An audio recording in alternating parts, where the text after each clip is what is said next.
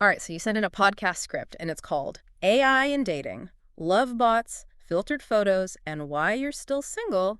Uh-huh. And, well, I'm guessing that means you're kind of curious about all this AI stuff that's, Yeah. going on in dating apps these days. I mean, are we talking like AI Cupid here, or are we heading toward like a Black Mirror episode Yeah. where love is just, ones and zeros? Yeah, well, that's the big question, isn't it? And what's so interesting to me is how much AI is being used, like, everywhere you look in online dating. Really? Like, from the moment you start creating a profile True. to, matching with someone and even messaging. Oh, wow. It's not even just about, suggesting potential partners anymore. It's about, crafting your opening lines. Right. Even creating these, like, whole digital personas. It's crazy. Wait, hold on. AI's writing pickup lines now? Oh, yeah. Is that a thing? It is. Really? Yeah. So Tinder has this thing called AI Wingman. Okay. And it analyzes your bio and Right. suggests matches, but it can also compose those, like, first messages. Like what? Those like cheesy pickup lines and stuff? Yeah, exactly. Like, the script mentions one is like, hey, is your name Wi-Fi? Yeah. Because I'm really feeling a connection, Oh my gosh. I don't think that would work on me, but I guess the idea is like to take the pressure off Mm-hmm. and make it easier to start a conversation. Yeah, but I mean, think about it. If you're relying on AI for those first interactions, Yeah. are you really, like, putting yourself out there? Yeah. It makes you wonder if all these tools are actually making us, like, less confident, less skilled at, actually connecting with people. Yeah, that's a good point. Yeah. It's like having a robot do your push-ups for you. Uh-huh. Like you might look good on paper, but you're not actually getting any stronger. Exactly. And the script actually talks about some examples of how this can totally backfire. Oh no. Like, there's this one user and her AI wingman messaged this guy Yeah. about liking his beard. Okay. But she doesn't even like beards. But the algorithm, like, picked up on the word beard in his bio and, Oh, didn't understand the context. So what happened? So she ended up getting all these, like, beard oil selfies. Oh no, that's hilarious. Yeah. But also kind of scary. Yeah. What if the AI, like reads my profile wrong and sends all these messages that don't sound anything like me? That's a valid concern. Yeah. Yeah, and it gets even more complicated when you realize that AI isn't just writing messages. Oh no, what else is it doing? It's creating entire profiles. We mean like fake profiles? Yeah, like Catfish 2.0, basically. Wow. This goes way beyond just, like, tweaking photos or, exaggerating your hobbies. Right. AI can actually generate these incredibly realistic faces and write these convincing bios and even create voices. That is so creepy. Yeah, there's a researcher in the script, and he found this AI-generated profile. Uh-huh. And it had thousands of followers, but the person didn't even exist.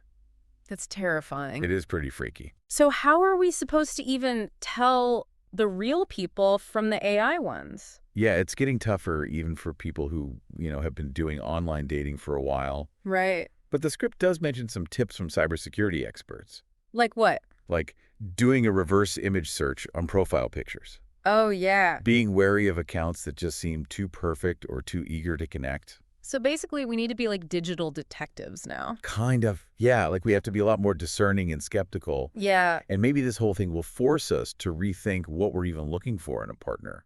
You mean like instead of focusing on, the superficial things that an algorithm picks up on, Mm-hmm. we need to prioritize those qualities that are harder to fake, Exactly. like a sense of humor or shared values. Exactly. AI might be good at matching us based on, our hobbies or whatever. Yeah.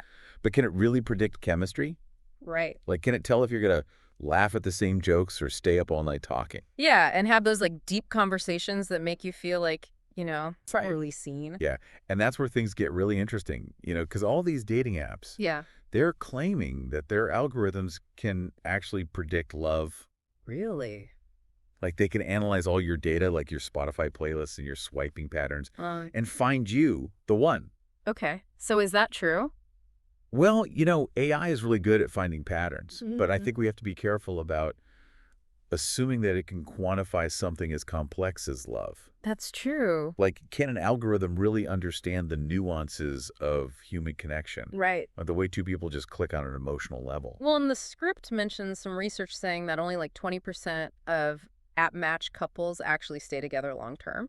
Right. So is the algorithm really playing Cupid, or is it just making lucky guesses Yeah. based on, surface level stuff? Right. And even if an algorithm could, like, perfectly identify all those shared interests, Uh-huh. does that guarantee a successful relationship? Hmm. Like, love is about so much more than, just liking the same music or having similar hobbies. Totally. Like you could have all the same interests in the world, but if there's no spark, Mm, it's just not going to work. right. And I don't think any algorithm can create that. I agree. And what's really interesting is that the script actually has this perspective from a relationship therapist Or really? who argues that all these algorithms might actually be like hurting our chances of finding real connection. How so? Well, they say that this whole like swiping and filtering culture Mm-hmm. encourages this really superficial approach to dating. Right. Like it prioritizes convenience and efficiency over like the messiness and the vulnerability that real relationships need.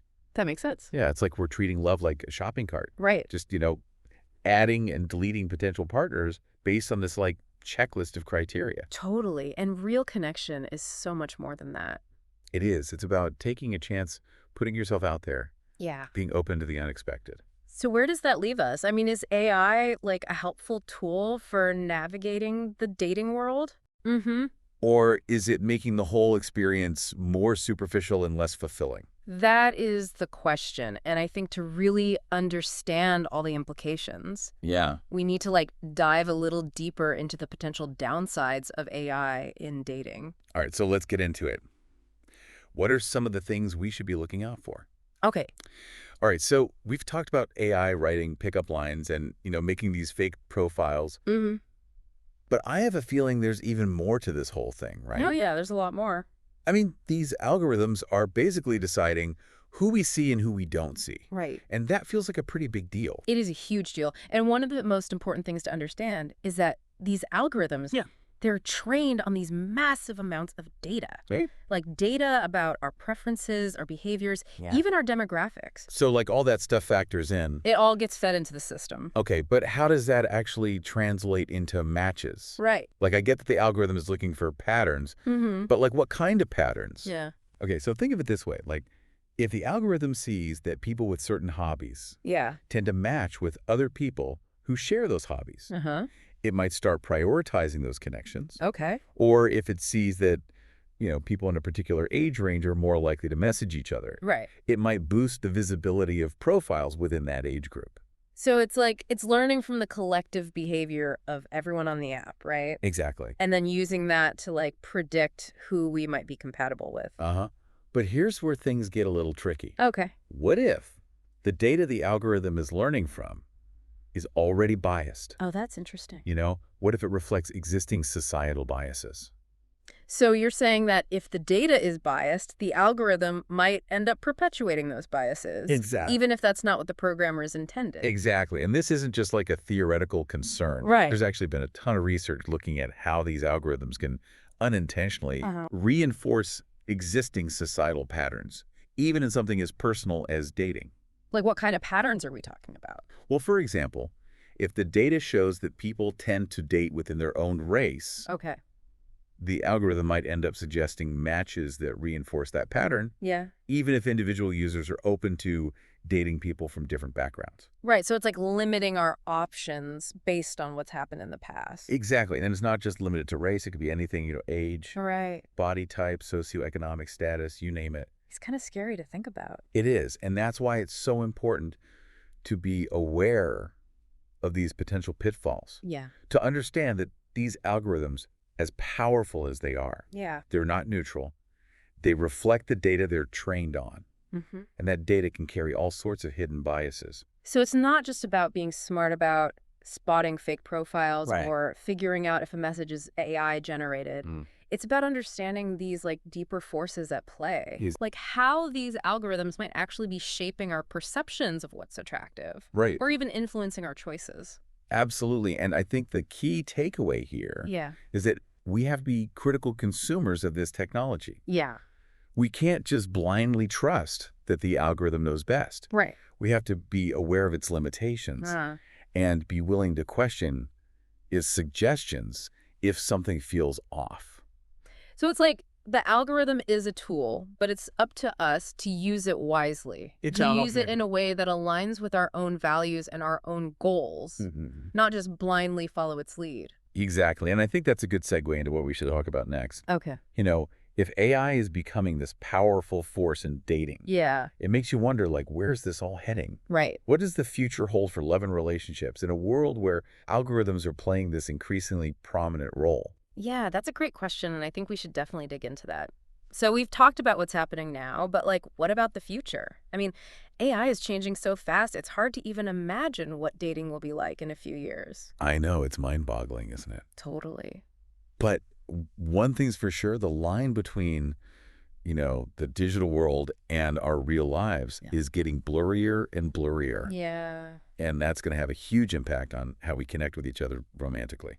So are we talking about more than just swiping on our phones? Are we going to be dating in the metaverse or something? Well, it's not as crazy as it sounds. Really? Yeah, the script actually mentions virtual reality dating as a real possibility. Wow. Like, imagine putting on a VR headset and going on a date to a concert or a museum, but you're actually just in your living room. That's wild, but wouldn't that feel kind of weird, like you're not really there with the other person? That's a good point, and it does raise some interesting questions about, authenticity. Right. Like, are you really connecting with the real person or just their avatar? Yeah, and how much of that virtual interaction is genuine and how much is just, performance? Like, you could literally be anyone you want in a virtual world. Exactly, and as these technologies get more sophisticated, it's going to get even harder to know what's real and what's not. So is that the future of dating? Are we all just going to be falling in love with digital versions of each other? I don't think it's necessarily about replacing real-world interactions completely. Okay. But I do think that VR and, other immersive technologies could offer new ways to connect, especially for people who, find traditional dating kind of challenging. Yeah, I can see that, maybe for people who are shy or introverted. Right. It might help them feel more comfortable. Exactly. Or it could even, break down geographical barriers. Right. So you could connect with people all over the world. Oh, wow. So many possibilities. Yeah, the possibilities are endless. Okay, but what about AI's role in all this? Is it just going to be about setting up these virtual dates, or is there something even bigger on the horizon? Well, the script actually talks about the idea of AI-powered dating coaches. Wait, what? Like a robot telling me how to date? Kinda, yeah. Yeah. Imagine having an AI that analyzes your dating history, your personality traits, even your communication style. And then gives you personalized advice on how to find a compatible partner. So instead of just, mindlessly swiping, Right. you'd have this AI assistant, guiding you through the whole thing. Exactly like a digital Cyrano de Bergerac, Oh, I get it. but with way more data. But that's a lot of power to give an algorithm right. Yeah. Are we basically outsourcing our love lives to AI at that point? It's a valid concern, and it brings us back to that fundamental question. Yeah. What role do we want technology to play in our relationships? Right. Are we comfortable letting an algorithm make decisions about something as personal and nuanced as love? It's kind of like any other tool, right? Yeah. It can be used for good or bad. It all depends on how we use it. Exactly. And that's why it's so important to have these conversations. Yeah. To think critically about, the implications of these technologies and to be intentional about how we integrate them into our lives. So what's the takeaway here? Is there any way to know what the future holds for AI and dating? Well, I don't have a crystal ball. Right. But I do think it's safe to say that the dating landscape is going to keep changing in ways we can't even imagine right now. Yeah. But no matter how sophisticated these technologies become, I really believe that human connection will always be at the heart of love and relationships. That's good to hear. Yeah. So as we, figure out how to navigate this brave new world of AI-powered dating, what's the most important thing to keep in mind? I think it's all about finding a balance. Okay. Embracing the potential of these technologies to, help us connect with others. Yeah. While also staying grounded in the real world and prioritizing those genuine human interactions. That ultimately make life meaningful. Well said. And on that note, I think it's time to wrap up our deep dive into the world of AI and dating. Yeah. Hopefully this has given you some food for thought as you navigate your own dating adventures. It's been a pleasure chatting with you about all this. Likewise, thanks for joining me, and thanks to everyone for listening.